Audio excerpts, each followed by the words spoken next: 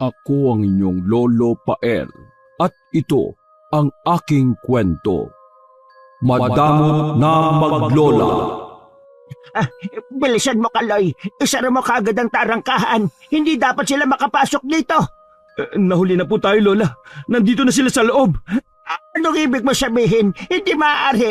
Si Abigail, nasaan? Hanapin natin si Abigail. Kanina po sabi niya, magpapahangin lang siya sa hardin eh. Bilisan natin. Puntahan natin siya. Opo, dito po tayo dumaan para mas mabilis. Bakit ka tumigil? Nandito na po sila. Mabuti pa, mauna na kayo. Ako nang haharap sa kanila. Sigurado ka, iha? Opo, sige na po. Bago ka pa po nila mamalayan. Mag-iingat ka, iha. Hihintayin ka namin ni Abigail. Tumangulang ang binata at saka ito humakbang para kunin ang atensyon ng mga nanloob sa kanila. Si Lola Petra naman sa makipot na daan papuntang hardin dumaan para walang makapansin sa kanya. Kanina pa siya hinihingal pero hindi man lang siya magbagal sa pagtakbo hanggang marating niya ang munting hardin sa likod ng bahay na yon. Abigail, nasaan ka po? Napahinto sa paghakbang ang matandang babae. Sabay ng malakas sa pagsinghap habang tutup ang sariling bibig. Abigail, siya. Payo kayo sa kanya. Lumingon naman sa matandang babae ang tatlong nilalang na may nakakatakot na itsura. Mabalahibo ang mga katawan nila. Mapupula ang nanlilisik na mga mata at may malalagaring ngipin. Tumutulo pa ang sariwang dugo sa mga bibig ng mga ito. Dumating naman bigla si Kaloy. Iniharang nito ang katawan sa abuela. Inilabas nito ang itak na may kakaibang hawakan. Gawa kasi yun sa matibay na kahoy at napapalamutian ng iba't ibang titik na gamit ng mga sinaunang tao. Sabay-sabay naman silang dinaluhong ng mga ito. Nagawa naman niyang gapiin sila. Nagkaroon lang siya ng maliit na galo sa katawan. Napalingon siya sa kanyang abuela nang pumalahaw ito ng iyak. Nanlulumo siyang napatingin sa wala ng buhay na katawan ni Abigail. Butas ang tiyan nito at nakalabas pa ang mga laman loob katulad na lang ng bituka. Patawarin mo ako. Hindi kita nagawang ipagtanggol. Patawarin mo ako. Halos pangapusan na ng hininga ang matandang babae dahil sa pagpalahaw nito.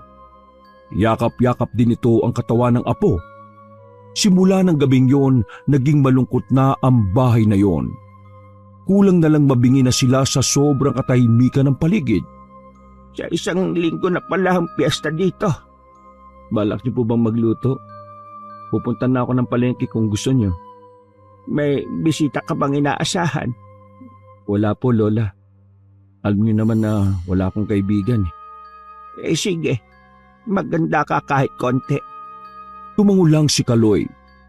Pagkatapos ibinaling na lang niya ang paningin sa labas ng bahay. Pinapanood niya ang ginagawang paglilinis ng mga taga roon ng kalsada at paglalagay ng banderitas. Tanging ang harap lang nila ang hindi winawalis ang harapan at hindi nilagyan ng mga palumuti ang tapat. Naiiling na lang siyang umalis sa pagkakatayo sa tapat ng bintana. Di pa rin pala nagbabago ang mga tao rito. Tingin pa rin nila sa atin na iiba sa kanila. Hayaan mo na sila. Mabuti nga yung maging ilag sila sa atin. Sige la, bababa na lang po muna ako. Titingnan ko na rin ang mga puno ng mga kalamansi. Sa maikling panahon, namunga na ang mga puno ng kalamansi. Nakakatuwa.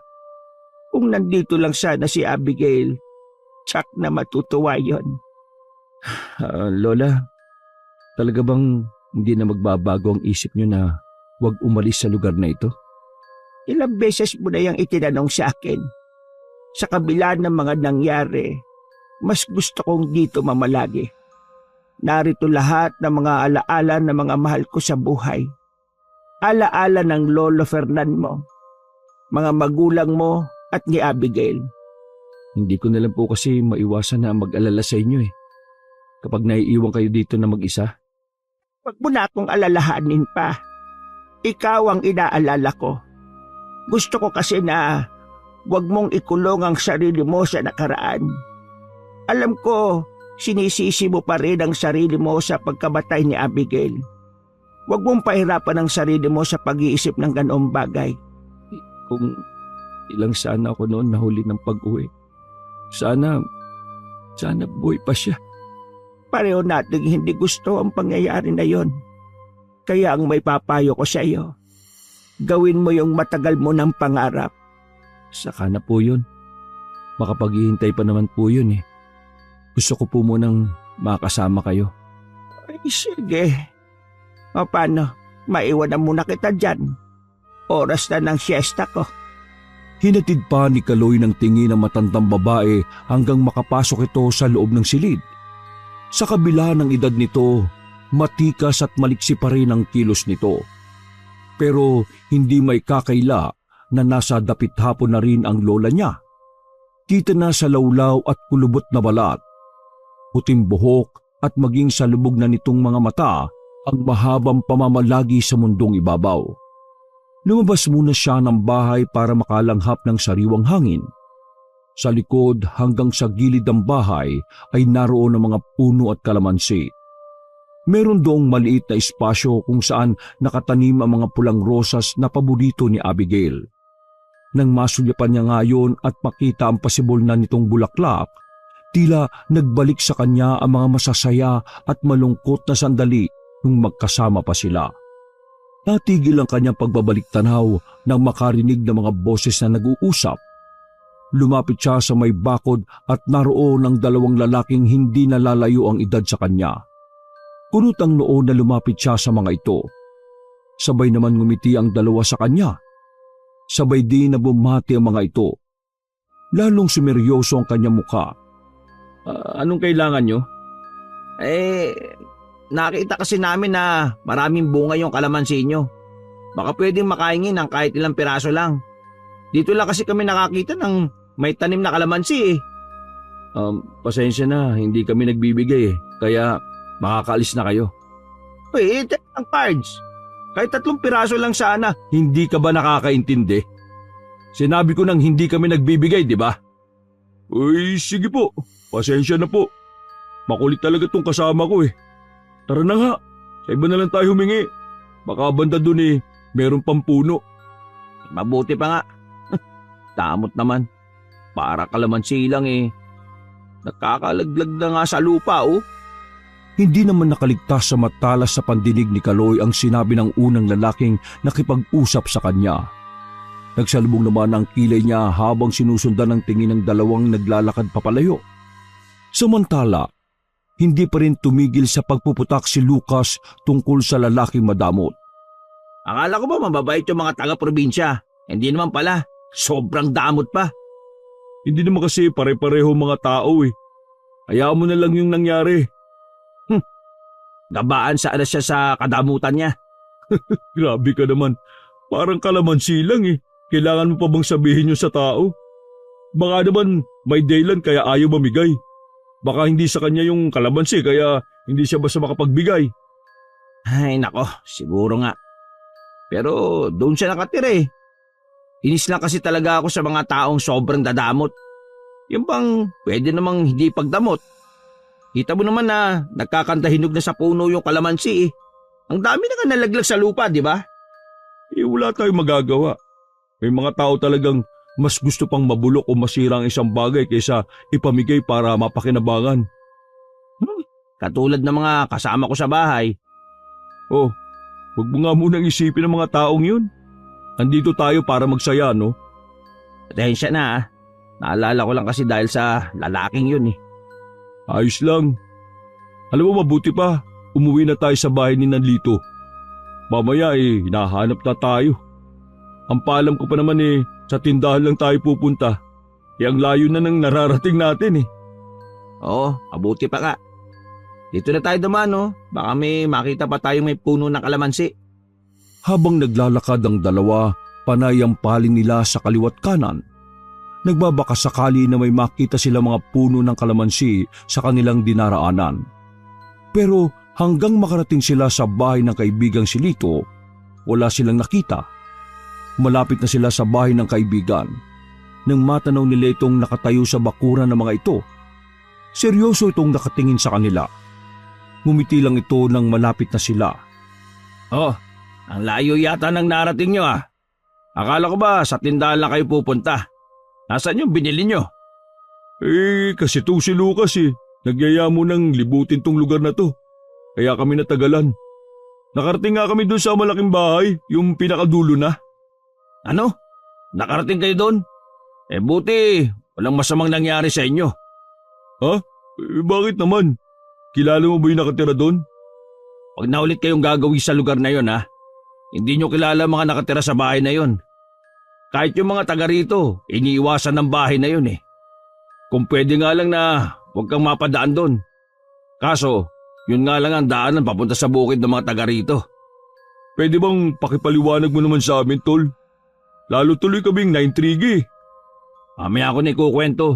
Natawag lang ako sandali ni tatay. Baka magpapatulong yun na magsibak ng mga kahoy na gagamitin sa panggatong. Sige na, pumasok na kayo sa loob ng bahay. Nagluto ng biko si nanay para merienda nyo. Mayroon ko muna kayo ha? Sige tol, susunod na lang kami. Dito muna kami sa labas, magpapahangin lang sandali. Nagmamadali na silang iniwan ng kaibigan. Tumakbo ito sa may tagiliran papunta sa likod ng bahay. Sa isang pagawaan ng sapatos sa Maynila silang tatlo nagtatrabaho. Magkasama sa boarding house sina Oscar at Lito, samantalang si Lucas kasama sa bahay ang ama at ikalawa nitong asawa at dalawang kapatid sa ama. Ang nanay naman niya ay naninirahan sa probinsya kasama ang mga kapatid. Halos 10 taon na rin simula nang huli silang magkita. Sa mga panahon na pakiramdam niya ay inaapi siya sa bahay ng ama, may ilang beses nang sumasagi sa kanya na umuwi na lang sa probinsya ng nanay niya. Sila ang unang naging malapit ni Oscar. Likas kasing palakaibigan nito at masayang kasama.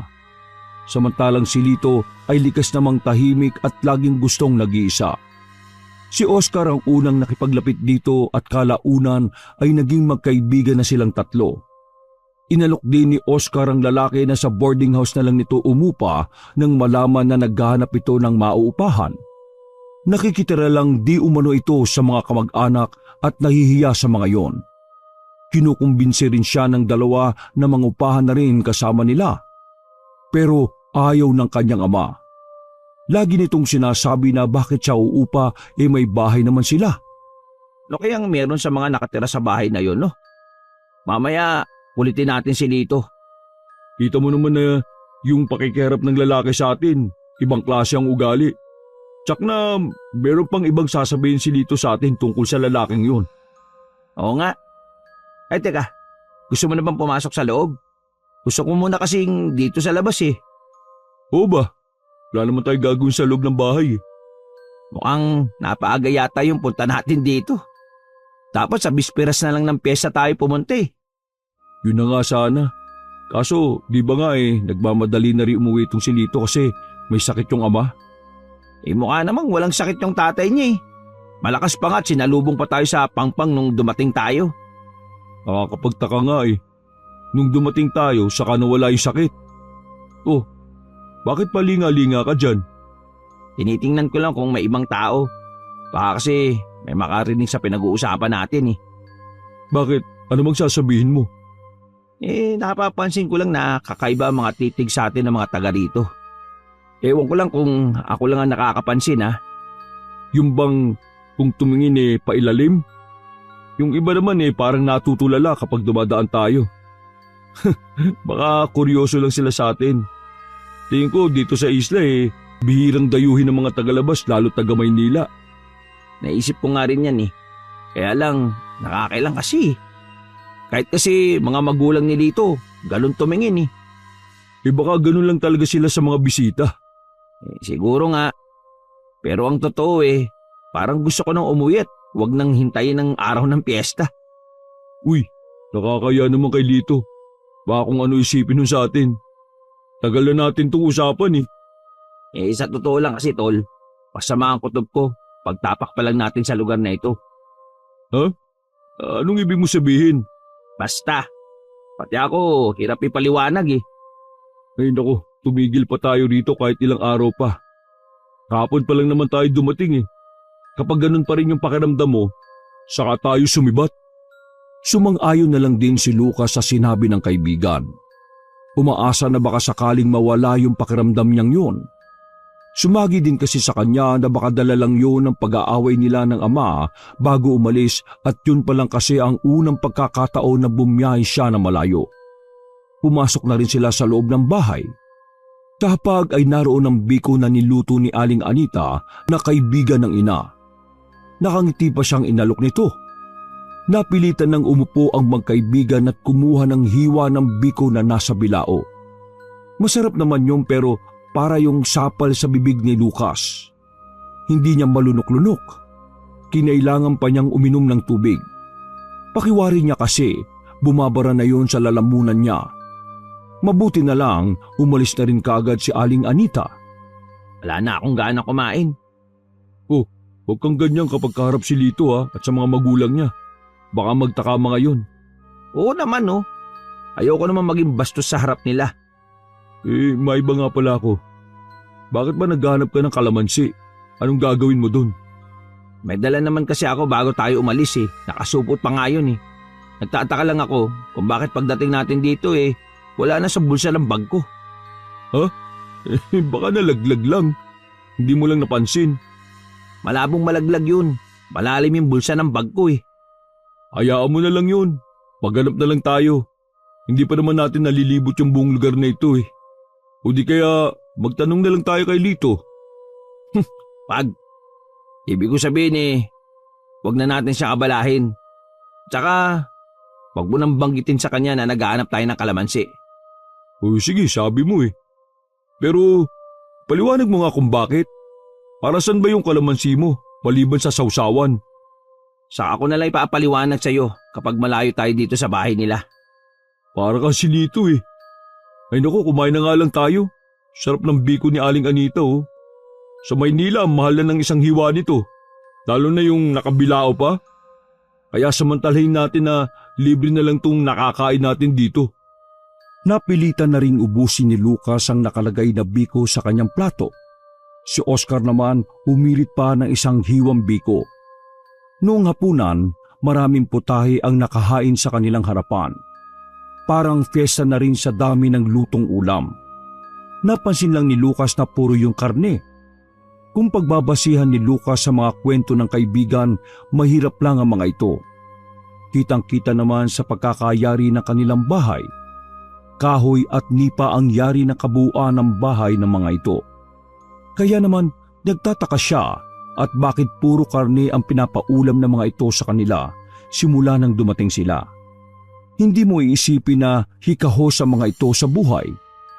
Biglang bumalik sa kasalukuyan ng isip ni Lucas nang maraan siyang sikuhin ni Oscar. Nang mag-angat siya ng tingin, nakatitig pala sa kanya si Lito. Huwag mong pakaisipin yung naiwan mo sa Maynila. Mahal ka noon. Pagbalik natin, tsak na sasagutin ka na noon. Hindi naman yung nililigawan ko yung iniisip ko, no? Ikaw talaga. Sino pala kung gano'n ang iniisip mo? Ha? Yung pamilya na naiwan ko sa Maynila. Di ba nga, nagtalo kami ng tatay ko bago ako umalis?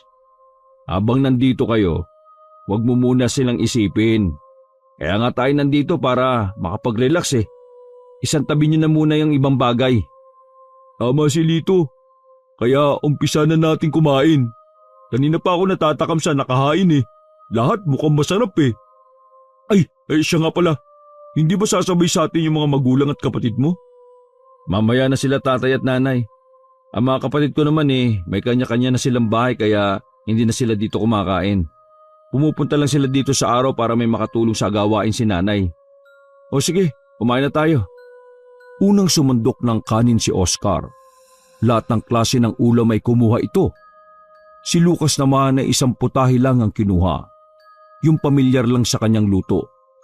Hindi niya kasi kabisado ang ibang putahe na nasa harapan. Hindi sinasadya na napasulyap siya kay Lito. Kahit nakatungo ito, kitang-kita pa rin niya ang pagsilay ng ngiti sa labi nito. Biglang binalot ng kaba si Lucas. Nang sumulyap ito sa kanya, bigla niyang ipinaling ang tingin sa plato niya. Hanggang makatapos sila ng hapunan, mukhang bibig pa rin ni Oscar ang masarap na ulam na kinain nila. Nasambit pa nito na sana araw-araw ganun ang kanilang ulam. Huwag ka mag-alala. Habang nandito kayo, araw-araw masarap ang ulam natin. Ha? Talaga? Swerte naman namin. Tsak na hindi namin makakalimutan ng bakasyon namin dito. Titiyakan ko sa inyo na hindi nyo makakalimutan ang bakasyon nyo dito sa amin. Lalo na yung araw ng piyesta. Tsak, mag-i-enjoy kayo. Saan namin yan ha? Ay, may iba nga pala ako. Ikwento mo naman yung tungkol sa mga nakatira sa bahay na napuntahan namin kanina. Ano yung mga ugali ng mga nakatira dun? Talagang hindi nyo nakakalimutan ha? Nakaka-intriga lang kasi, kaya ikwento mo na. Okay, sige.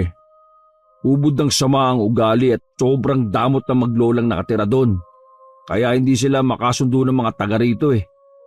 Akala mo kung sino silang mataas para tingnan ng mababa mga taga rito. Kaya naman pala ganun kung umasta yung lalaki. Matapobre pala talaga. Oo, kaya kayo, kung gagala kayo, magsabi lang kayo at sasamahan ko kayo. At kung hindi ko man kayo masamahan wag na kayong gagawin sa lugar na yon ha. Lalo na yung lumapit sa bahay na yon. Hindi na talaga. Baka mamaya mabahiran pa ng masamang alaalang bakasyon namin dito. Kahit saan pala may mga taong matapobre at mapagmataas no? Kahit pala sa ganitong lugar, meron din mga katulad ng pamilya ni Lucas. Oh, bakit naman ako napasali sa usapan na yan? Yung ugali kasi ng nakatira sa bahay na yon, may pagkakahawig sa asawa at anak ng tatay mo. Ay nako, ayoko na silang isipin pa. Kaya nga lumayo nga ako para makapahinga-hinga kahit papaano. O sige, mabuti pa. Huwag na natin banggitin ng mga bagay o tao na makakasira sa mood natin.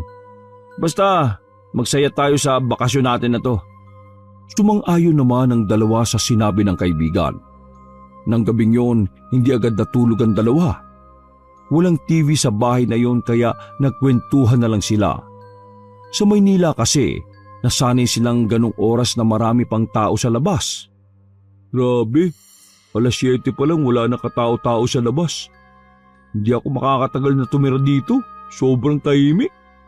Sa probinsya rin naman yung nanay ko pero hindi naman ganito. Ay, namimiss ko na nga siya bakit hindi mo siya dalawin? Gusto ko naman talaga. Kaya lang laging tumututol yung tatay ko Ang dami niyang dahilan. Pero naisip ko pagbalik natin ng Maynila, uuwi na ako sa nanay ko. Gusto ko na siya makasama Kaya lang naman ako pumayag na tumira sa tatay ko dahil nangako na pag-aaralin ako. Pero hindi naman natupad. Mas prioridad pa niya yung mga anak niya sa pangalawang asawa niya. Di, aalis ka na sa trabaho natin. Ganun na nga. Pasensya na Kailangan kasing may sakripisyo ako Hindi pwedeng piliin pareho. Okay lang yun, tol. Kung saan ka masaya, suportahan kita.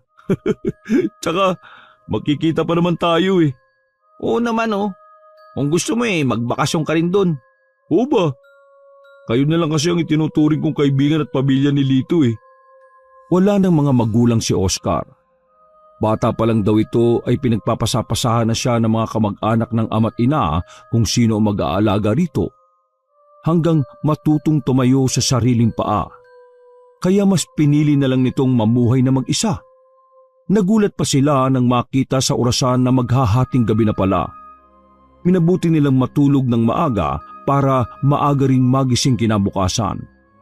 Nahihiya din kasi sila sa mga magulang ni Lito na tanghali na sila gumising. Kinabukasan, alas 7 ng umaga ay sabay nang bumangon ng dalawa. Matapos makapagilamos, nagtungo na sila sa kusina. Naabutan nila roon si Aling Anita. Matamis silang nginitian nito at sinabing mag-aalmusal na sila. Nang tingnan nila ang mga nakahain, napapapalatak na lang si Oscar. Ang agahan kasi nila, tusino, longganisa, tapa, inihaw na taba ng baboy at pritong manok. Mapaparami na naman ako ng kain nito. Halika na, chibugan na. Ang dami naman nila magluto. Baka mamaya sa mismong piyesta tuyo na lang ang ihanda dahil naubos na sa atin. Hindi naman siguro.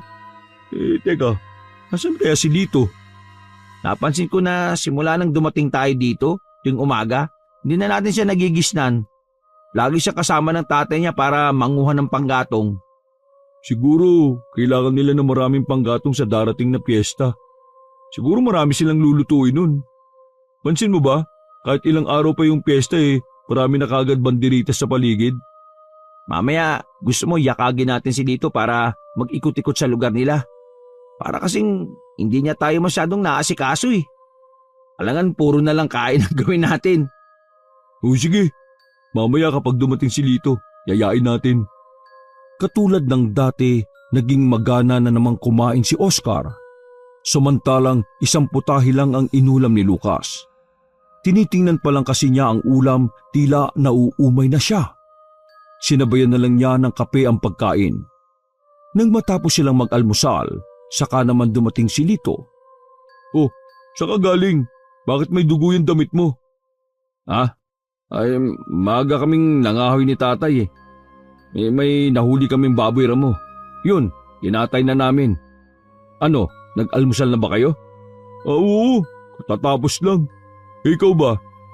Maaga kaming kumain kanina dahil maaga kaming umalis ni tatay. O paano?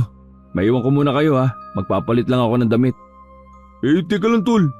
Magpapasama sana kami sa iyo na mamasyal dito sa lugar niyo eh. Pwede ba? Ay nako. May gagawin kasi ako mamaya eh. Maggagayat kami ni natatay nung karne na nahuli naming baboy ramo. Ay, ganun ba? Di, pwede ba kami na lang ni Lucas ang mamasyal? Hindi naman kami lalayo. O ba? Basta yung sinabi ko sa inyo ha. Huwag niyo kakalimutan. Iwasan niyo yung bahay ng maglolang yon. Oo sige, tatanda namin. Ngumiti pa sa kanila si Lito bago ito tumalikod sa kanila. Gumayak na rin ang dalawa para makapamasyal na. Habang naglalakad nga, pinagmamasdan nila ang buong paligid. Ang mga kabahayan ay larawan ng payak na pamumuhay. Kaya ganun na lang ang pagtataka ni Lucas sa ipinapakain sa kanila ng nanay ni Lito. Hindi na nakatiis si Lucas na hindi sabihin kay Oscar ang naiisip niya. Oo nga no, ngayon ko lang nga naisip. Baka mamaya baon na sa utang yung mga magulang ni Lito para lang mapakain tayo ng masarap. Pero saan kaya sila bumibili ng ganong karaming karne? Wala naman ako nakita na talipa pa sa lugar na ito. Naku, kaysa problemahin natin yan, tara na lang mamasyal. Kaya nga lang, wala namang magagandang tanawin dito. Basta mag-ikot-ikot na lang tayo. Sa totoo lang, naiinip na ako eh. Uy, mukhang ang ganyan. Minsan lang naman to eh. Pasensya ka na kung puro ako reklamo ha. Wala yun. Naintindihan naman kita eh. Sabi nila, kapag daw paalis, wala daw dapat nakakagalit. Kasi mabigat daw yung magiging lakad mo. Di ba, nag-away pa kayo ng tatay mo? Kaya siguro nagkakaganyan ka eh. Ay nako, siguro nga. Teka, hindi na natin napansin na kakalakad natin, nakarating na tayo sa bahay ng maglola. Ay, oo nga. Hindi natin namalaya kakakwentuhan natin. Nandito na pala tayo. Uy, saan ka pupunta? Kabilin-bilinan pa naman ni Lito na huwag tayong lalapit dyan sa bahay na yan ha. Huwag mo na lang ipaalam na nagpunta tayo dito. Oo naman. Ayoko naman na magalit sa atin si Lito dahil hindi natin siya sinunod. Tingnan mo pre, may matandang babae sa bakuran. Nakatingin sa atin. Tara, lapitan natin. Huwag na. Baka magalit pa yun sa atin eh. Sandali lang naman eh. Baka makahingi tayo ng kalamansi. Kalamansi na naman? Ikaw talaga. Uy, di mo ko. Naiiling na lang na nakasunod si Oscar sa kaibigan. Kinakabahan din siya sa maaaring sabihin sa kanila ng matandang babae dahil na rin sa kwento ni Lito sa kanila tungkol sa ugali ng maglola. Kaya ganun na lang ang pagtataka niya na makalapit sila mukhang mabait naman ang bukas na mukha ng matandang babae. Lola, magandang araw po. Magandang araw din naman sa iyo, iho. Mukhang dayo kayo sa lugar namin ah. Nandito ba kayo para sa piyesta? Opo, Lola. Mabait naman po pala kayo, no? Bakit? Mukha ba ako masungit? Kasi po, wala namang masamang makinig sa sinasabi ng ibang tao. Pero kailangan maging mapanuri kayo. Kung minsan kasi, kung sino pa yung inaakala nating mabait, yung pa pala ang magdadala sa atin sa kapahamakan. Kanino nga pala kayo tumutuloy? Sa kaibigan po namin, si Lito. Kasama po namin siya sa trabaho sa Maynila eh. Lito? Yung anak ni na Anita at Nomer ba yung tinutukoy mo? Opo, siya nga po. Kilala niyo po pala yung pamilya niya? Abay oo naman. Ang pamilya ko ay taga rito noon pa, bago dumating ang ibang pamilya rito. At isa ang pamilya na kaibigan nyo ang napadpad sa isla na ito. Ay, oo nga pala. Ano nga ba ang pangalan nyo? Ako po si Lucas at siya naman po si Oscar. Kakagandang pangalan. Baka gusto nyo munang tumuloy. Ay naku, hindi na po. Mag-iikot pa po kasi kami. Tsaka baka hinahanap na po kami ni Lito. Lola, napansin po namin na maraming bunga ng puno ng kalamansi nyo. Baka naman po pwede makahingi kahit ilang piraso lang. Ay pwede naman, pero saan magagamitin? Gagawin lang pong sausawan. Sigurado ka ba na gusto mo? Baka magkaproblema ka sa kaibigan mo. Oh, bakit naman po ako magkakaproblema? Sige, bibigyan ko na lang kayo. Pwede pa naman kayo bumalik kung gusto nyo, ha? Naku, maraming salamat po, Lola. Nasa 10 piraso rin ang ibinigay sa kanila ng matandang babae. Nagbilin pa ito na itago nila yung mabuti. Nahihiwagaan man, sinunod pa rin nila ang bilin nito. Tuwang-tuwa pa ang dalawa na nagpaalam. Habang daan, nagkukwentuhan pa ang magkaibigan. Hindi naman pala masungit yung matanda eh. Baka yung apo lang. Siguro nga. Buti nga wala doon yung lalaki. Uy, alam mo, nahihiwagaan ako sa sinabi ng matanda kanina. Parang meron siyang gustong ipahiwatig sa atin eh. Pansin ko nga rin yun. Ayoko namang mangusisa. Tsaka nakakaya ka na dito kung sa ibang tao pa tayo magtatanong ng tungkol sa pamilya niya, kung pwede naman natin siya kumprontahin. Sa bagay nga. O tara, bilisan na nga natin. Baka mamaya nahanap na tayo ni Lito. Tsaka nagugutom na naman ako eh. Sana may pagkain na pagdating natin, no? Parang ang takaw mo ngayon ah. Samantalang ang dami mo naman kinain kanina. Ewan ko ba? Parang may gumagalaw sa loob ng tiyan ko eh. Basta, nagugutom na ako. Malapit na rin naman tayo eh. Binilisan na lang nila ang paglalakad pa uwi. May ilan pa silang mga nakasalubong na mga tao. Hindi na lang nila pinansin ang kakaibang tingin na ibinibigay ng mga ito sa kanila. Pagdating sa bahay ng kaibigan, nakahanda na ang mga pagkain. Lahat masasarap at puro karne. Napakunot pa ng noo si Lucas nang mapuna na tila asong gutom na gutom si Oscar. Kulang na lang ay maglaway ito. Kahit wala pang sinasabi ang nanay ni Lito ay dumulog na kagad ito sa hapagkainan. Hindi nagustuhan ni Lucas ang ginawa nito kaya naman sinaway niya. Ngunit tumawa lang ang nanay ni Lito at maging ito. Binigyan na sila ng mga plato at kubyertos bago iniwan. Naiiling nilang si Lucas na pinagmamasdan ang pagkain ni Oscar. Bakit tayo po kumain? Hindi pa kasi ako nagugutom eh. Sige, baka maubusan kita. Sige lang, kumain ka lang dyan. Parang 1 linggo kang di kumain ah. Bahala ka, basta ako kakain. Pagbalik natin sa atin, wala na ito. Naiiling na lang si Lucas. Kumain na rin siya kahit konti. Baka nga maubusan siya nito. Tapos na siyang kumain nang maalala ang kalamansi sa bulsa. Nang sulyapan niya si Oscar, nakasandal na ito sa upuan sa sala habang hinihimas-himas ang tiyan. Pre, lalabas lang ako para magyosi. Sama ka? Hindi na, dito na lang ako. Parang hindi na kasi ako makatayo eh. Katakawan mo kasi. O paano? Diyan ka na muna ah. Tinawanan lang ng kaibigan sa pambubuskan niya rito. Sa may likod na pinto naman siya dumaan. Mas gusto niya roon magyosi dahil nahihiya siya sa mga magulang ni Lito.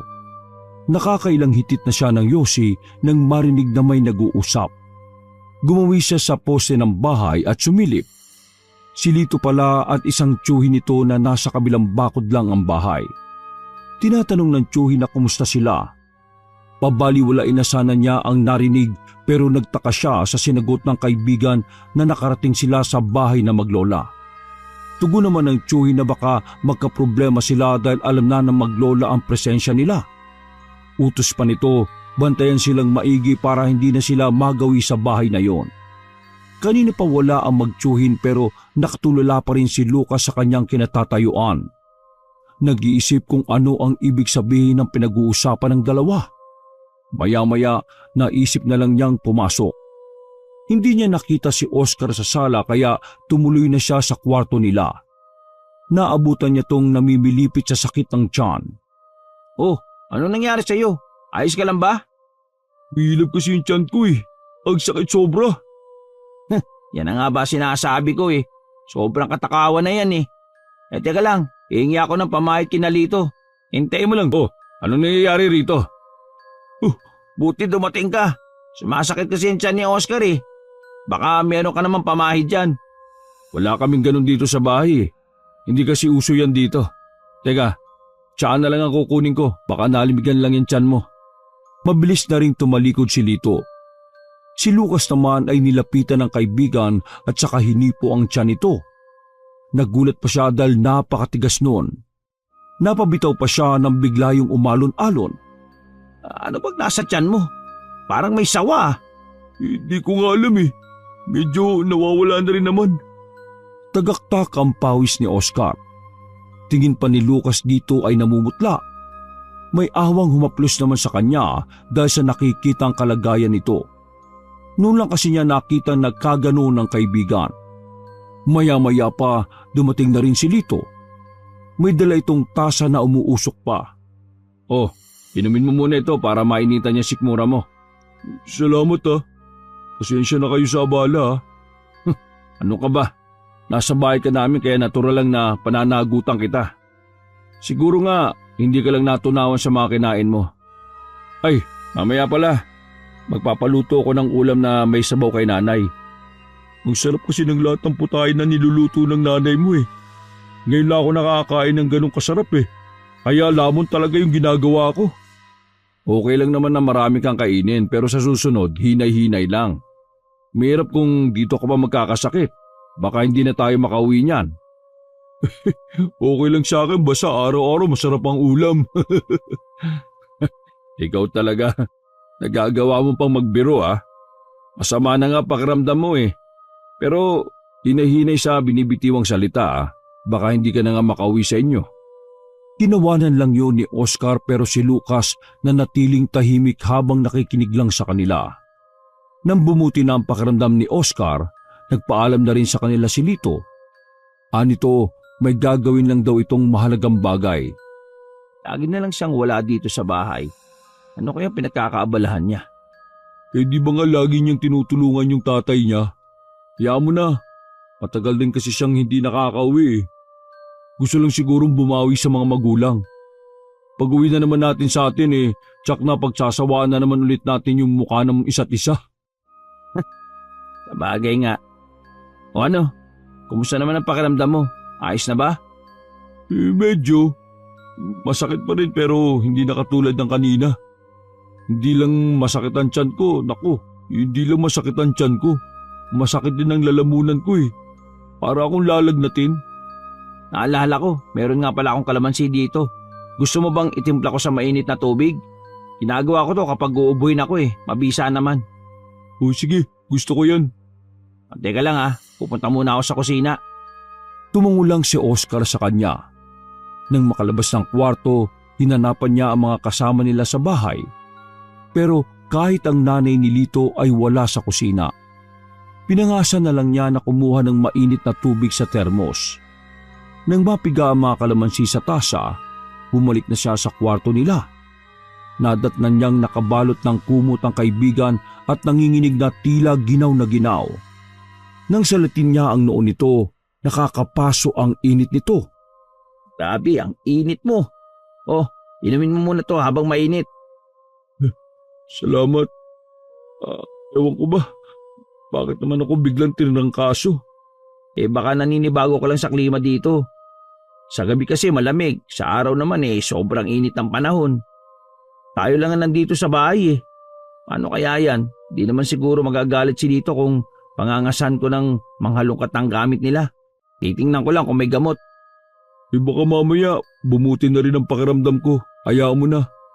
Hintayin na lang natin sila. Kailangan mong makainom ng gamot. Baka mamaya lumala pa yung sakit mo. Pang masisira pa yata ang bakasyon natin ng dahil sa akin. Uy, huwag magsalita ng ganyan. Baka bukas magaling ka na rin naman. Sana nga lang. Parang pasusuka yata ako. Tulungan mo nga ako makalapit sa bintana. Mabilis naman na kumilos si Lucas. Inalalayan niya ang kaibigan na makalapit sa bukas na bintana. Saktong nasa tapat na nga sila nang sumuka ito. Halos lahat yata ng kinain nito ay nailabas na. Kakaiba ang suka nito. Malapot na puro itim. Masangsang din ang amoy noon. Hindi tuloy napigilan ni Lucas sa magtakip ng ilong at bahagyang lumayo sa may bintana. Mabuti na lang ang kwarto nila ay nasa malapit sa kusina at hindi nakatapat sa may kalsada. Kaya walang nakakita sa pagsuka ng kaibigan. Makailang ulit pang sumuka ito. Tagaktak na rin ang pawis nito sa katawan. Naitukod na rin ito ang mga siko sa may bintana. Marahil dahil sa panghihina. Ano? Okay ka na ba? Gusto mo na bang bumalik sa higaan? Oo. Salamat Mas maginawa na pakiramdam ko ngayon. Mas okay pala yung kalamansi, no? Tumigil na rin yung paggilab ng tiyan ko Pwede mo ba ipagtimpla ulit ako mamaya? Inubos ko na kasi yung kalamansi pero sige, pupunta ulit ako sa bahay ng matanda para makahingi ulit. Dadamihan ko na. O sige na, magpahinga ka na muna dito. Aalis na ako para makabalik na ako kagad. O sige, ako nang bahala magpaliwanag kayo dito kapag dumating sila. Mabilis na rin tumalikod si Lucas. Bago lumabas ng bahay, kumuha muna siya ng plastik sa may kusina para paglagyan. Kulang na lang takbuhin niya ang bahay ng maglola. May kalayuan din kasi kaya gusto niya kagad makabalik kay Oscar. Pagdating sa may gate, hinihingal pa siya. Wala ring tao sa labas. Ilang beses siyang tumawag para mapansin. Gusto na niyang mawala ng pag-asa na may lalabas pa sa bahay na yon. Nang biglang bumukas ang malaking pintuan ng bahay. Iniluwa noon ng lalaking apo na matanda. Lumapit yun ng salubong ang mga kilay. Ikaw? Anong kailangan mo? Hihingi sana ako uli ng kalamansi kung pwede. Ulit? Ibig sabihin nakahingi ka na? Yung totoo niyan, kanina lang umaga sa lola mo. Nakahingi ka na pala Bakit humingi ka ulit? Naubos na kasi. Ang ibig ko sabihin, pinainom ko na sa kaibigan ko may sakit. Hindi ko na problema kung naubos na. Dapat tinipid mo na lang. Sige na, makakalis ka na. Pag-usap naman pre, last na to, pangako. Hindi na ulit ako manghihingi. Hindi ka ba nakakaintindi? Sinabi ng, Papasukin mo siya, iho. Pareho pa silang nagulat sa biglang pagsasalita ng matandang babae. Nakatayo ito sa may bandang hamba ng pintuan. Humakbang pa ito palapit sa kanila. Nakahinga naman ng maluwag si Lucas sa biglang paglabas ng matandang babae. Nang sulyapan ni Lucas ang lalaki, baka sa mukha nito ang pag-aalangan na sundin ang utos ng lola nito. Pero lola, hindi natin lubos na kakilala ang taong ito. Mahirap nang papasukin natin siya dito. Kilala ko na siya, iho. Maliwala ka. Hindi siya masamang tao. Bakit nga pala nag-iisa ka? Nasaan ang kaibigan mo? Masama po yung pakiramdam niya. Iniwan ko po muna siya sa bahay na kaibigan namin. Ay, ganun ba? Sige na, Kaloy. Papasukin mo muna siya. Napipilit na namang sumunod si Kaloy sa lola nito. Si Lucas naman ay alumpit pang pumasok dahil sa presensya ng lalaki. Nagulat din siya dahil hanggang sa loob ng bahay siya pinapasok. Pinaupo pa siya sa upuan. Hindi naman po ako magtatagal. Gusto ko lang po sana makahingi ulit ng kalamansi. Naubos na po kasi yung hiningi ko kanina. Sumama po kasi yung pakiramdam ng kaibigan ko Nung pinainom ko po ng katas ng kalamansi, ayun, isinuka niya lahat ng laman ng tiyan niya. At bumuti na po kahit papaano yung pakiramdam niya. Ay, ganun ba? Mabisa talaga ang kalamansing tanim ko. Alam mo bang bukod tanging ako lang ang may tanim ng kalamansi sa buong isla? Sa ilang araw nga pong nandito kami, wala kaming napansin na puno na kalamansi sa mga kapitbahay nila Lito eh. Hindi talaga sila magtatanim. Takot lang nila. Anong ibig mo sabihin? Si Lola na lang magpapaliwanag sa'yo. Sige na, may gagawin pa kasi ako eh. Nagtataka namang nasundan na lang ito ng tingin ni Lucas. Nang ibalik niya ang mga mata sa matandang babae, mataman ang titig nito sa kanya. Bakit po? Meron po ba akong dapat malaman? Ang totoo niyan meron. Hindi talaga kami nagpapapasok ng ibang tao sa bahay namin. Pero nag-aalala ko na baka may makakita sa iyo dito. Hindi dapat malaman ni Lito na nanggaling ka dito. Oh, bakit naman po? Meron din siyang mga sinasabi tungkol sa inyo eh. Pag-away ba kayo ng buong pamilya niya? Sigurado ako na puro masasama ang mga binitiwan niyang salita laban sa amin ng apo ko. Kaya mo yan nasabi. Tingin ko po hindi naman totoo yung mga sinabi niya sa inyo eh. Mukha naman po kayo mabait eh. Pero bakit niya kailangan sabihin yun? Ganon ang ginagawa nila tuwing may mapapadpad na dayo dito sa lugar na ito. Makinig ka, iho. Umalis na kayo sa lugar na to sa lalong madaling panahon. Nanganganib ang buhay ninyo. Hindi sila katulad ng iniisip mo. Itakas mo na ang kaibigan mo bago pa mahuli ang lahat. Pwede niyo po bang ipaliwanag kung ano yung ibig niyo sabihin? Naguguluhan po ako. Ikaw na lang ang tumuklas para makita ng dalawang mga mata mo. Oh, ito yung mga kalamansi mo. Patakan mo yung mga pagkain na inihahain nila sa inyo para makita mo yung itinatago nilang malagim na sikreto. At makinig ka kay Lola, umalis na kayong magkaibigan sa isla na to. Mamaya o bukas, huwag nyo nang hintay ng piyesta ha. Salamat ng marami dito sa kalamansi ha. Lola, aalis na po ako. Baka hinihintay na ako ng kaibigan ko eh. Ay sige, mag-iingat ka.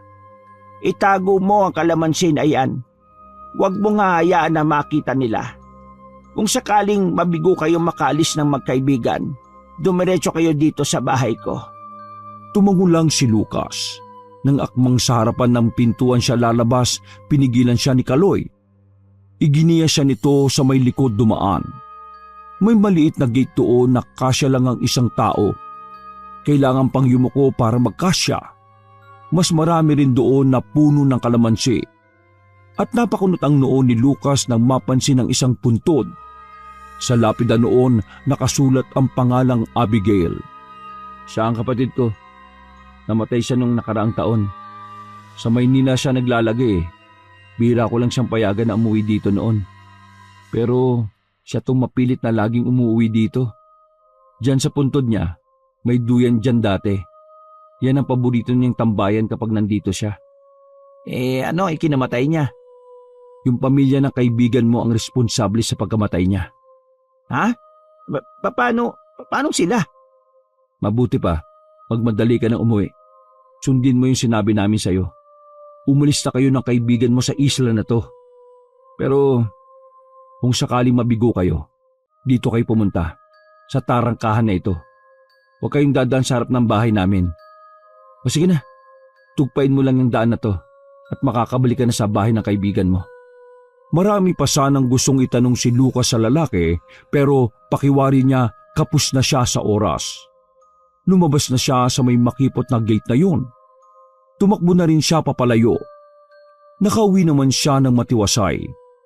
Pagdating sa bahay ni Lito, parang bumigat ang kanyang pakiramdam. Wala pa roon ang kaibigan at mga magulang nito. Dumiretso na lang siya sa kwarto nila.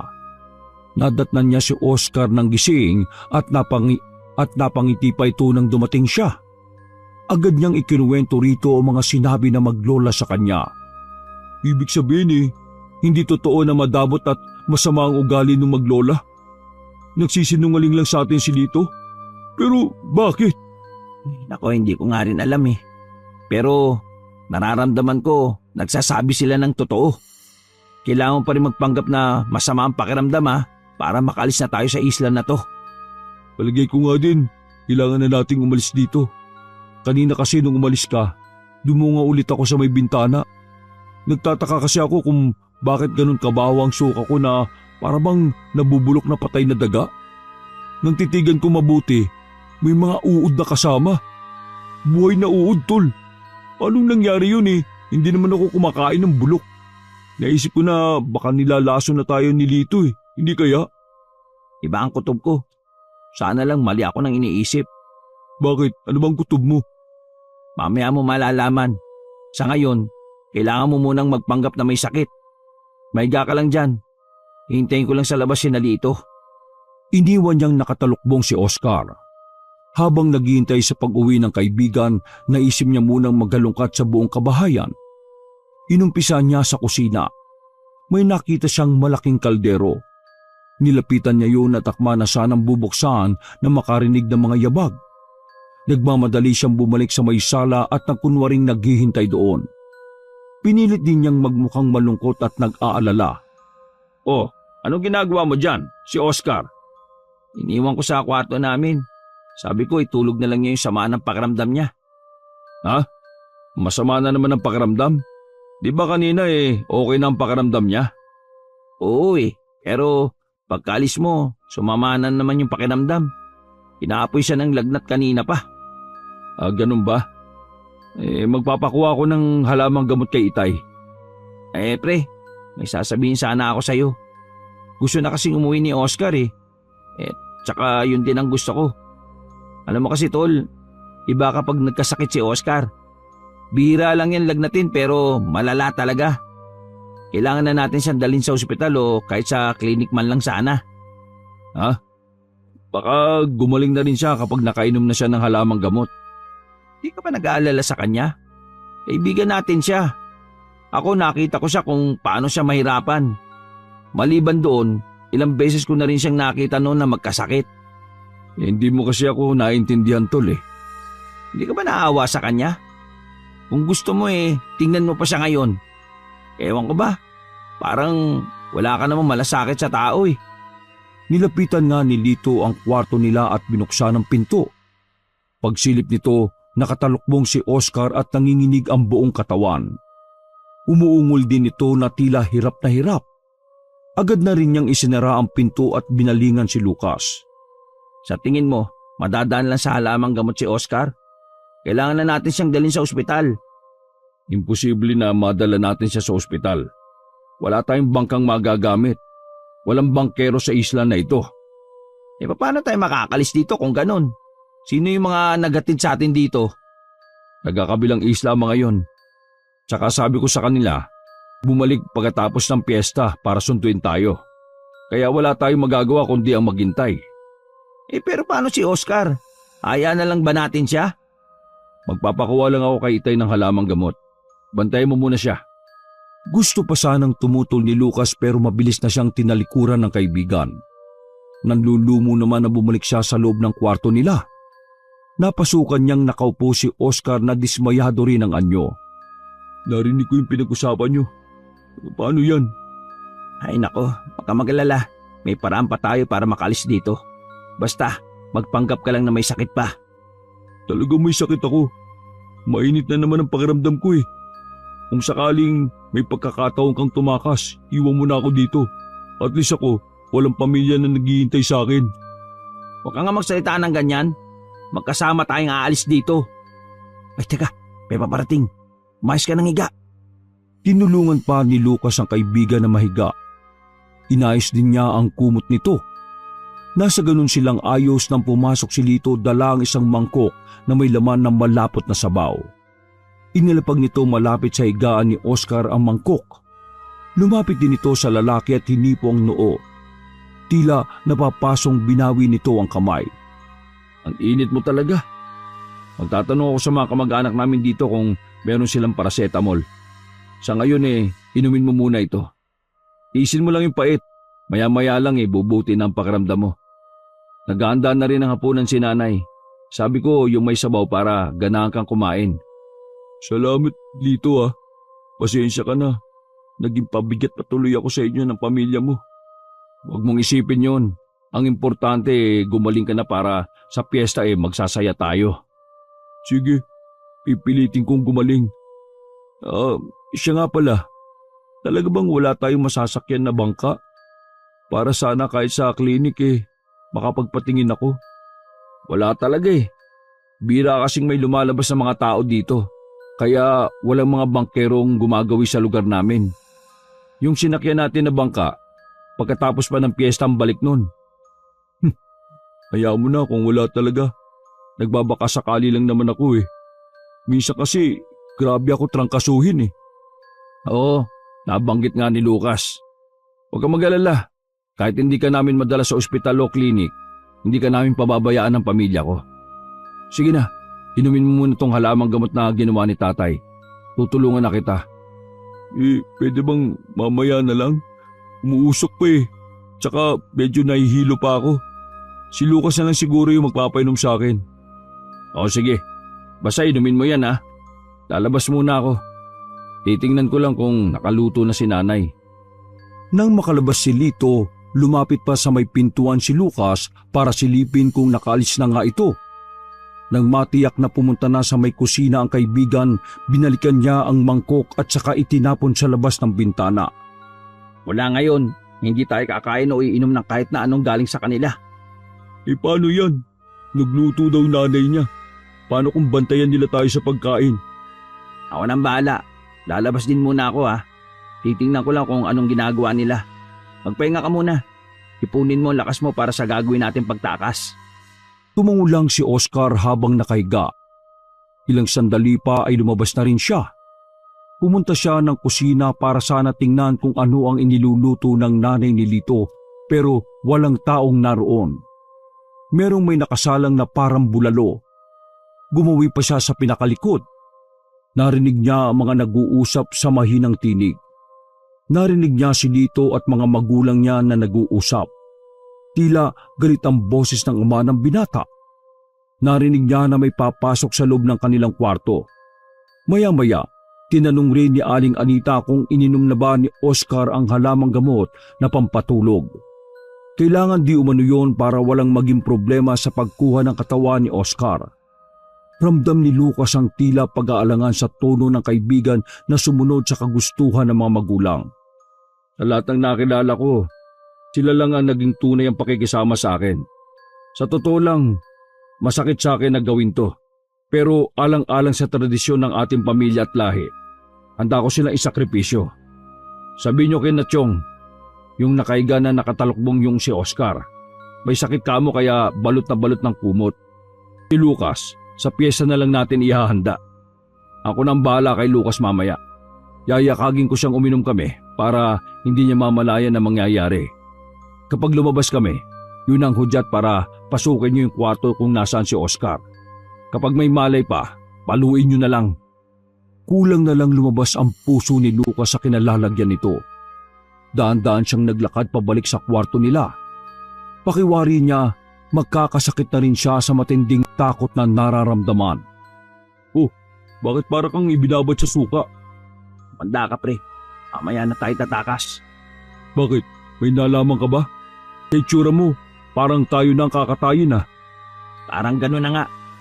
May masama silang balak sa'yo. Ayaw sanang sabihin ni Lucas ang natuklasan, pero kailangan itong ipagtapat sa kaibigan. Katulad niya, para itong ibinabad sa suka. Nanginginig pa ang mga labi nito. Tumahimik muna sila nang makarinig ng mga yabag na papalapit. Nang bumukas yun, ang nakangiting si Lito ang pumasok dala ang mga pagkain. Inilapag nito yun sa lamisita. Umuusok pa ang palayok na pinaglagyan ng ulam.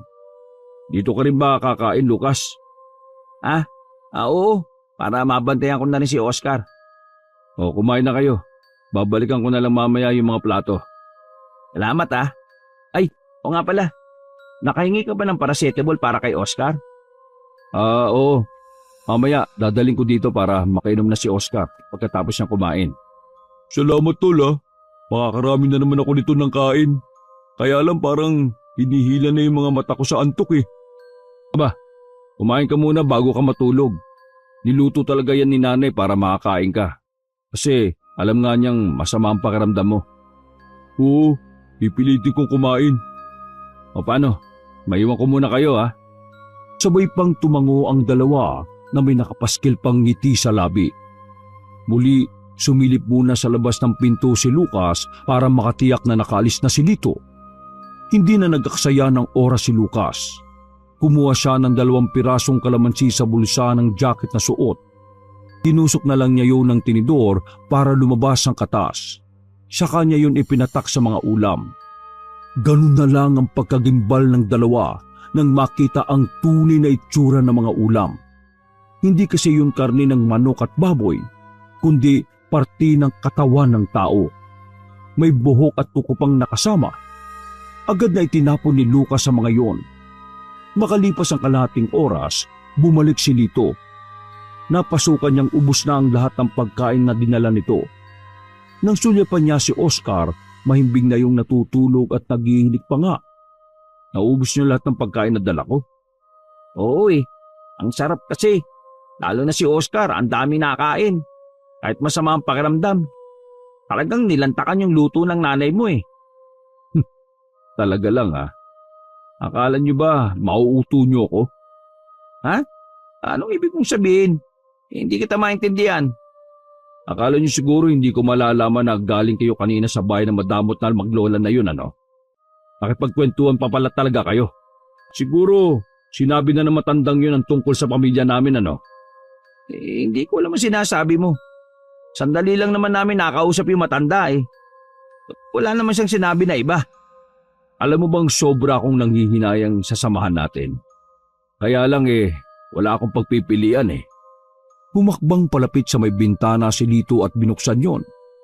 Tumingin pa ito sa kanya ng nakakaloko.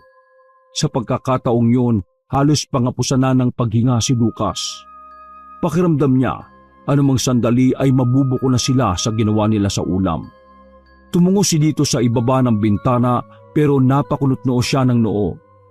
Inaasahan kasi niya na nandun ang tinapon na ulam. Mahinala na kasi siya na baka bistado na sila ng mga ito.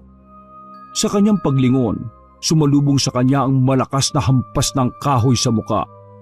Agad na nagdilim ang paningin ng lalaki at bumagsak sa sahig. Agad na bumangon sa pagkakahiga si Oscar. Tinulungan niya si Lucas na buhatin ang katawan ni Lito para ipalit sa kanyang higaan. Binalot nila ito ng kumot mula ulo hanggang paa. Nagsuot pa ng jacket na may hudang 2 para hindi makilala. Sa harapan ng bahay sila dumaan. Dahil malamlam ang ilaw ng gasera, hindi sila nakilala ng mga tiyuhin ni Lito. Agad silang nakapagtago sa madilim na bahagi.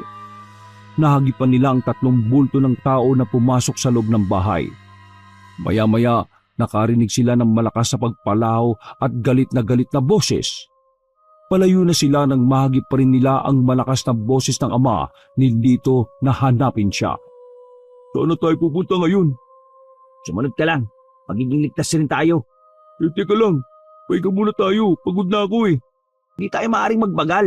Aswang ang mga nag-aanap sa atin. Tsak na matindi ang galit nila sa atin dahil sa ginawa natin kay Lito. Magiging sagaba lang ako sa iyo eh. Mabuti pang iwan mo na lang ako dito. Ligtas mo na lang sarili mo. Kapag naabutan nila ako, ililigaw ko na lang sila. Hindi kita pwede iwan no. Magkasama tayong pumunta dito. Magkasama rin tayong aalis. Sige, tingin mo magiging pabigat lang ako sa iyo. Pakiusap, iwan mo na ako. Gusto mo bang buhatin na lang kita? Ano ka ba?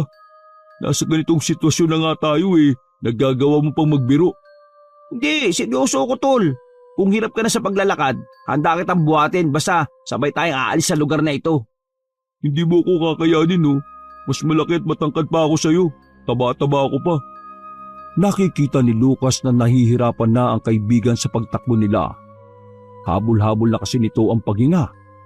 Kung kailan naman malapit na sila sa bahay na maglola, saka naman sila nakarinig ng mga yabag na paparating. Agad silang naghanap na mapagtataguan. Sa gilid ng daan naroon ang mga malalagong halamang namumulaklak. Doon niya hinila si Oscar. Nakilala nila ang isa sa mga dumaan na ama ni Lito. Hindi sila titigil hanggat di nila tayo nahahanap. Pasensya ka na ha, kung hindi mo ako inalalayan pa.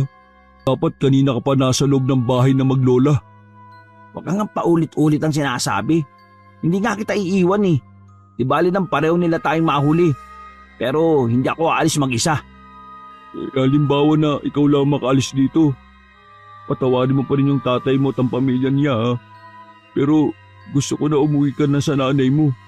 May palagay ako na mas magiging okay ka sa piling niya eh. Ngumiti lang si Lucas. Itinoon na lang niya ang kanyang pansin sa mga humahabol sa kanila. Nang matiyak na wala ng panganib kung lalabas sila, inakay na niya si Oscar. Napatitig siya sa mukha nito na pawis na pawis. Sobrang init kasi ng balat nito. Kahit pagod din, pinilit niya itong akayin. Sa may likod sila dumaan. Sa kasamaang palad, nakalakyon. Isinandal niya muna sa pader si Oscar. Pinilit niya yung buksan pero hindi niya kaya. Hindi niya alam kung sisigaw ba siya at tatawagin ang mga nasa loob. Naisip niya baka tulog na ang maglola at baka makuha pa nila ang atensyon ng mga humahabol sa kanila. May problema ba? Hindi tayo makapasok eh. Nakalak eh. Bakit kasi dito tayo dumaan at hindi sa harapan? Yung kasi ang sabi ni Kaloy, nung apo ni Lola. Kapag bumalik tayo, dito tayo dumaan, huwag sa harapan ng bahay. Ginaya na lang ni Lucas ang pagkakasandal ng kaibigan sa pader. Habang naghihintay ng milagro, yun na lang ang naiisip nila para makaligtas sa nagbabadyang kapahamakan nila. Natigilan bigla si Lucas. Pinakiramdaman niya ang paligid. May naririnig kasi siyang mga yabag na paparating. Kinabahan pa siya na baka yung mga naghahabol sa kanila. Pero ang mga yabag na naririnig niya ay nanggagaling sa loob ng maliit na gate. Bigla siyang nabuhayan ng pag-asa nang makilala kung sino ang nagbubukas ng gate. Sumenyas itong huwag silang mag-iingay. Tinulungan siya nitong maipasok si Oscar na tila wala ng malay. Nang makapasok na sa loob ng bahay, sakalang nakahinga ng maluwag si Lucas. Akala ko talaga yung nakatapusan namin eh. Mabuti na takasan niyo sila. Bihira nakakagawa nun. Kahit ako, duda na makakalabas kayo ng buhay sa pamilyang yun eh. Muntik-munti ka na nga kami na mahuli. Ay, oo nga pala. May sakit si Oscar eh. May gamot ba kayo para sa kanya? Huwag ka mag-alala. Ako nang bahala sa kanya. Sige na, magpahinga ka muna. Hihingi lang ako ng gamot kay Lola. Nang maiwan silang dalawa, minasdang mabuti ni Lucas ang kaibigan. Namumutla na ang balat nito at nangingitim na rin ang labi. Habol-habol rin ito ang hininga. Hinawakan niya ang palad nito. Kinausap niya ito pero ungol lang ang sinasagot nito sa kanya. Pagbalik ni Kaloy, kasama na nito ang matandang babae na nakapantulog na. May dala rin itong gamot. Titingnan ko kung anong magagawa ko para sa kaibigan mo. Ipanatag mo ang kalooban mo, iho. Hindi nila kayo makukuha sa bahay namin. Naku, maraming salamat po sa pagkukup niyo sa amin. Wala po talaga kaming alam sa pagkatao ni Lito eh. Katrabaho po namin siya at mabait naman siya sa amin. Marami talagang mapanlinlang na mga tao. Sa susunod, maging mapanuri ka na at kilalanin mo ng mabuti ang mga taong sasamahan mo, ha? Lalo't nagyayaya itong umuwi ng probinsya nila. Madalas, sa malalayong lugar sila kumukuha ng mga biktima nila. Opo, tatandaan ko po mga sinabi niyo. Hindi na po ulit ako sasama sa mga malalayong lugar. Kaya lang naman po kami nainganyo din kasi ito yung unang beses na babiyahe kami sa malayo eh. Ang mabuti pa, magpahinga ka na muna. Ako na ang bahala sa kaibigan mo. Dito lang po ako sa tabi niya. Hayaan niyo na po ako.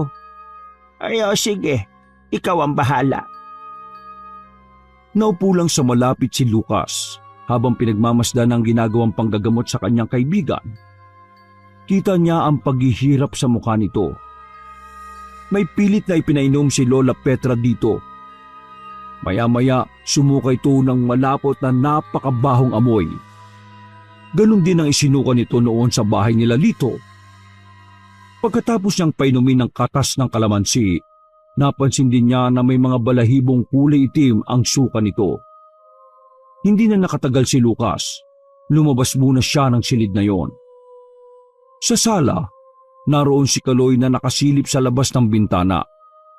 Lumapit din siya sa may bintana at hinawi ang kurtina. Ganun na lang ang nararamdaman niyang takot nang makitang nasa labas ng bakod ng pamilya ni Lito. Nanlilisik ang mga mata ng mga ito habang nakatingala sa gawin nila. Ang iba ay paikot-ikot na tila naghahanap ng mapapasukan. Anong ginagawa nila dito? Paano nila nalaman na nandito kami? Alam kasi nila na wala kayong ibang pupuntahan. Anong gagawin namin? Huwag kang mag-alala. Aalis din ng mga yan bukas pagsikat ng araw. Yun ang pagkakataon naman para makaalis tayo dito. Pero sabi kasi ni Lito, walang bangka sa isla na to eh.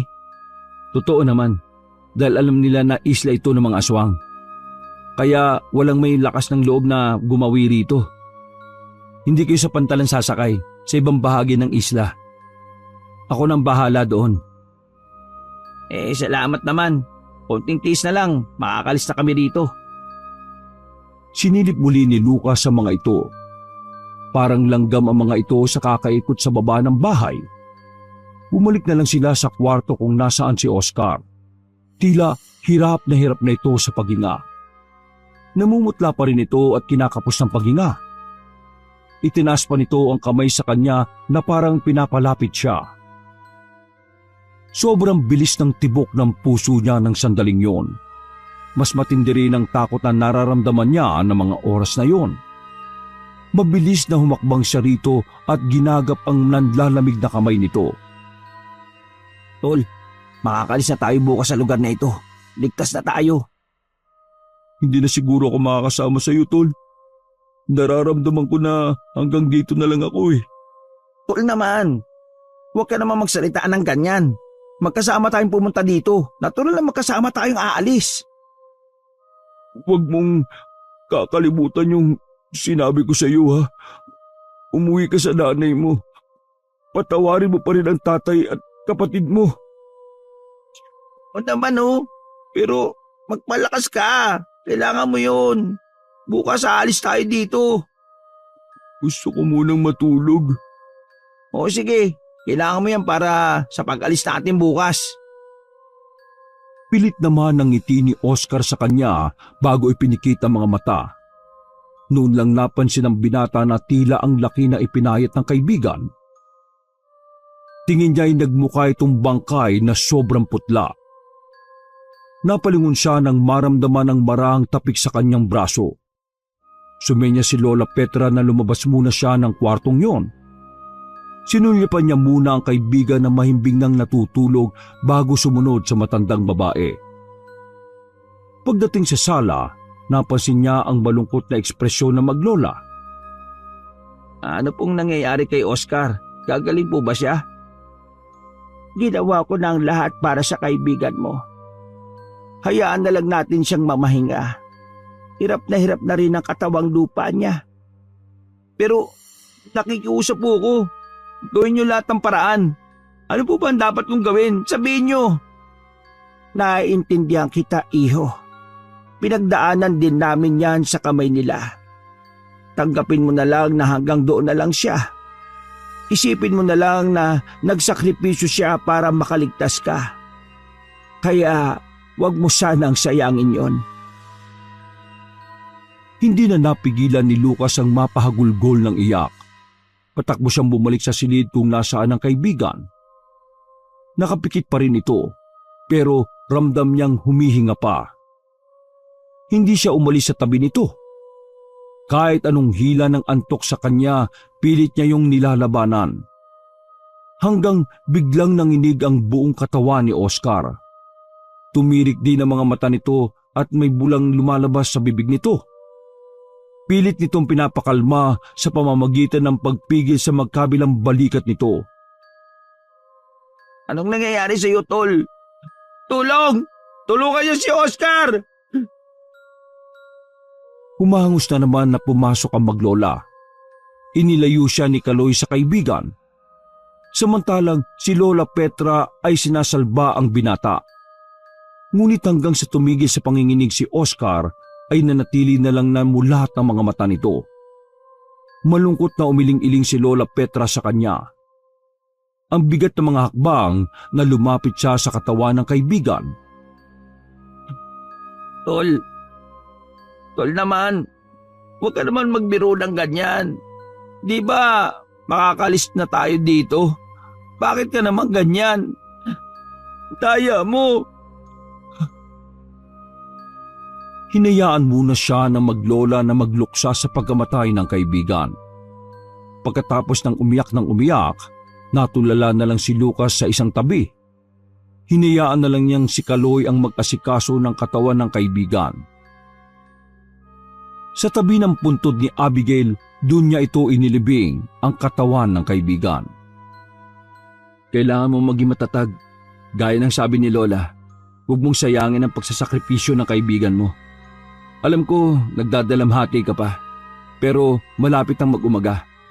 Kailangan mo nang makaalis sa isla namin. Ito lang ang pagkakataon mo para makatakas. Sa kabilang pampang tayo maghihintay ng mga mangingisda na pwedeng tumulong sa iyo para makauwi sa inyo. Kayo ni Lola, hindi ba kayo sasama? Walang balak umalis sa isla na ito si Lola Petra. Dito na niya hinihintay ang huling sandali ng buhay niya. Hindi ko siya pwedeng iwan. Makakaalis lang ako sa isla na to kapag pumanaw na siya. Natatakot ako lumabas ng bahay eh. Baka nandyan pa sila eh. Wala na sila. Bumalik na sila sa kanilang bahay. Kung babalik man sila dito, mamayang gabi pa yung sigurado.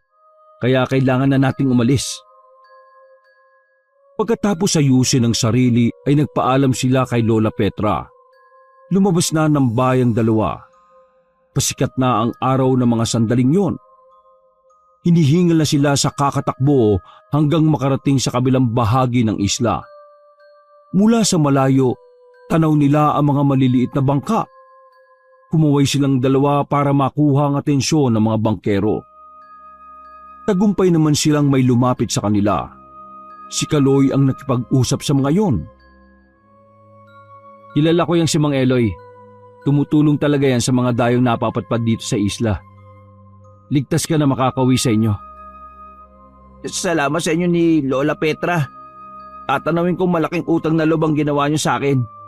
Ikaw na rin ang bahala sa kaibigan ko si Oscar ha. Huwag ka mag-alala. Kung nasaan man siya ngayon, masaya na siyang makitang ligtas ka sa kapahamakan. Huwag mong sayangin ang pangalawang buhay na ibinigay niya sa iyo. Gawin mo makabuluhan ang bawat araw na darating sa iyo. Oo, gagawin ko yan. Alang-alang kay Oscar na nagbuwis ng buhay. O sige na, kailangan mo nang magmadali. Sumakay ka na ng bangka. Bago maghiwalay, nagkamay muna ang dalawa. Habang sakay ng bangkang dimotor, nakatingin si Lucas sa isla. Hindi pa rin umalis sa kinatatayuan nito si Kaloy.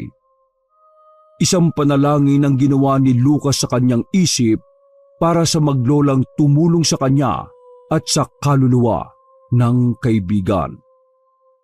Wakas!